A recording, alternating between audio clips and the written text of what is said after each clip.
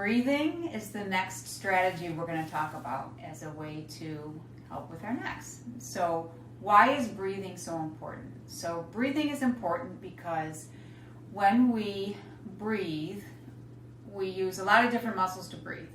But when we use a lot of, we call compensatory muscles to breathe, then we end up using muscles that attach to our neck that end up putting undue stress on our neck and our shoulder and this whole region.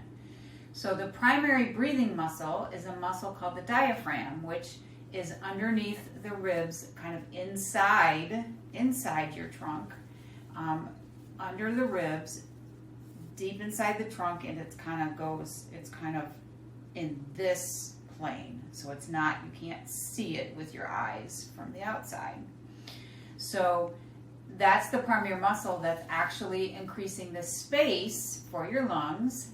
And what happens when we don't use our diaphragm is we use the muscles in our neck. And because we expand our chest from up here and we breathe like this, and you can visibly see the muscles here contracting. And what happens when we contract the muscles here, these muscles up in here are attached to the bones in the neck. And when I contract these muscles in the neck, then that causes some compression in these joints of the neck. So if I don't need to cause that compression in the neck, then I shouldn't have to.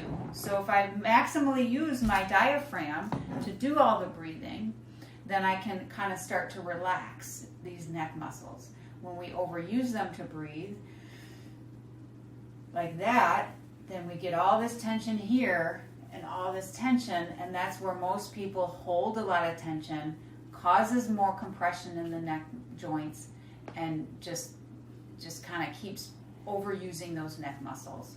We need those neck muscles for other things. So, simple way to start learning how to diaphragmatic breathe is to one hand on the chest, one hand on the belly. So the strange thing, or kind of uncomfortable, awkward feeling thing about trying to diaphragmatic breathe is that when you contract the muscle and you breathe in, your belly actually sticks out. So the goal with the breathing is to try to make the hand that's on your belly stick out and the hand that's on your chest not rise up. So I'm going to breathe in.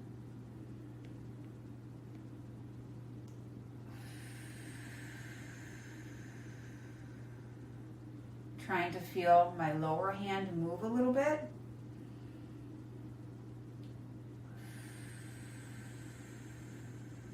And trying not to get too much movement up here. If I feel like they're both going,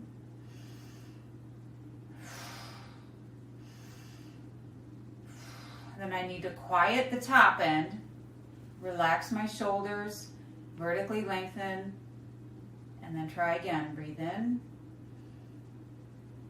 Belly comes out. Breathe out. I'm going to show the same thing laying down. It's probably easiest to start laying down because there's not anything else to think about. So if I start in a comfortable position here, again, one hand by the belly button, one hand on the chest.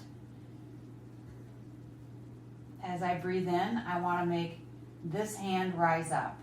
I'm going to breathe in.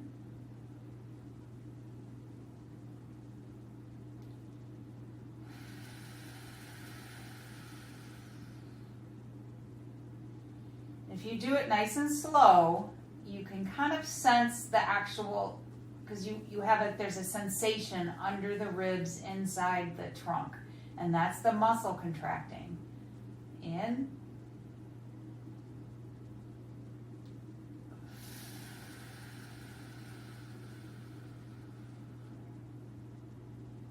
Out. So this is a technique to help general relaxation as well. So it reduces tension, can reduce your heart rate, it's a calming technique. So we can get the benefits of calming as well as the benefits of reducing the tension in the neck muscles in the context of this class to reduce the neck muscle activity to take pressure off of the joints in the neck.